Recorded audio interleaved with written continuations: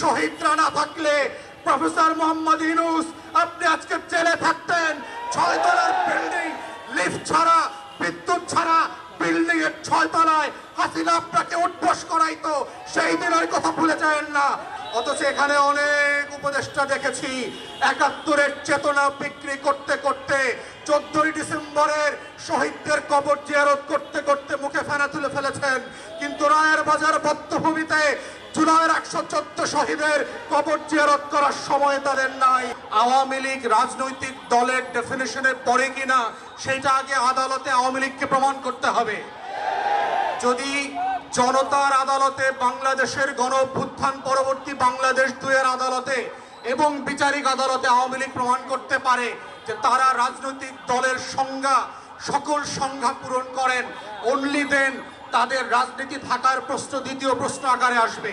কিন্তু আমাদের কাছে গণ অভ্যুত্থানের যেই রিপোর্ট মানবাধিকারের দপ্তর থেকে এসছে, জাতিসংঘের কাছ থেকে, এটা খুব প্রচ্ছন্নভাবে পরিষ্কার।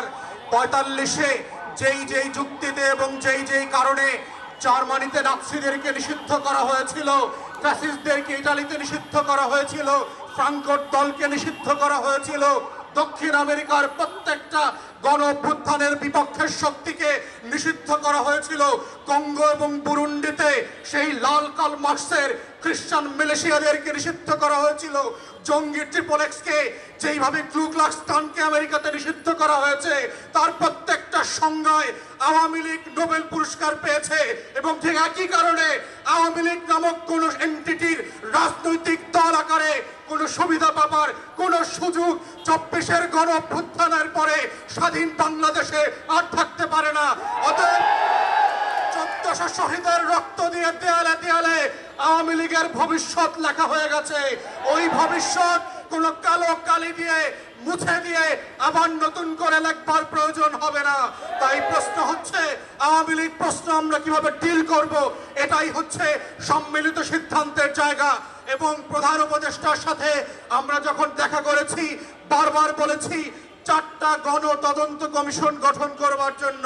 তার ভিতরে আজকের ইনকিলাব মঞ্চ যাদের কথা বলছে, যাদের দাবি নিয়ে আজকে হাজির হয়েছে, তাদের প্রত্যেকের ব্যাপারে আমরা বলেছি শাপলার গণহত্যার জন্য গণতদন্ত কমিশন করতে হবে, পিলখানার গণহত্যার জন্য গণতদন্ত কমিশন করতে হবে। কিন্তু আমরা দুঃখজনকভাবে দেখলাম পিলখানার থেকে দায়িত্ব এড়িয়ে একটা প্রজ্ঞাপন দিয়ে যে কমিশন দেওয়া হয়েছে তার ক্ষমতা খর্ব করা হয়েছে। সে মামলার প্রশ্ন আলোচনা করতে পারবে না, কোনো ফাইল রিকল করতে পারবে না, সাক্ষীদেরকে তদন্ত করতে পারবে না। ঠিক এইভাবে একই চক্রান্ত করে একটা আইওয়াশের কমিশন দিয়ে বাংলাদেশে আবার নতুন ষড়যন্ত্র হচ্ছে। যারা 2009 সালে আমার স্বাধীনতা সার্বভৌমত্বের 2টা ফোর্সকে এট এ টাইম ধ্বংস করে দিয়েছে, তাদেরকে বিচারিক আদালতের মাধ্যমে, কমিশনের মাধ্যমে বাঁচিয়ে দেবার নতুন ব্লু কলার ক্রাইমের শুরু হয়েছে। এই কমিশনকে দায়িত্ব খর্ব করে যেটা করা হয়েছে সেটাকে আমরা প্রত্যাখ্যান করছি এবং আমরা বলছি নতুন করে প্রজ্ঞাপন দিয়ে তার টার্মস অফ রেফারেন্সকে রিভাইজ করতে হবে এবং গণ তদন্ত কমিশনের ফর্মে নিয়ে আসতে হবে। আমরা তৃতীয় বলেছিলাম বাংলাদেশে গুম, খুন, আয়নাঘর থেকে শুরু করে গত 16 বছরে যেই রাষ্ট্রীয় মদদে খুন খারাপির রাজত্ব কায়েম করা হয়েছিল সেটার জন্য গণতদন্ত কমিশন করতে হবে। ঠিক একইভাবে দেখলাম একটা গুম কমিশন করা হয়েছে যার ক্ষমতা নাই, যাকে অযোগ্য লোক দেওয়া হয়েছে, পাবলিকলি সাফিসিয়েন্টলি ম্যান পাওয়ার দেওয়া হয় নাই। গণতদন্তের যে ফর্ম আমরা বলেছি, যে কাঠামো প্রস্তাব করেছিলাম, সেই কাঠামো পর্যন্ত দেওয়া হয় নাই। ঠিক একইভাবে প্রধান উপদেষ্টাকে আমরা বলেছিলাম জুলাই আগস্টের গণ অভ্যুত্থানকে ঘিরে একটা গণতদন্ত কমিশন করেন এবং আমরা এটার ফরম্যাট পর্যন্ত একাধিক উপদেষ্টাকে দিয়েছি। আমেরিকার কংগ্রেশনাল হিয়ারিং এর মডেলে, সিনেট হিয়ারিং এর মডেলে, ব্রিটিশ এবং ইউরোপিয়ান পার্লামেন্টগুলোতে যেইভাবে উন্মুক্ত শুনানি হয় সেই শুনানির মডেলে করে সেইখানে গণতদন্ত কমিশন হতে হবে।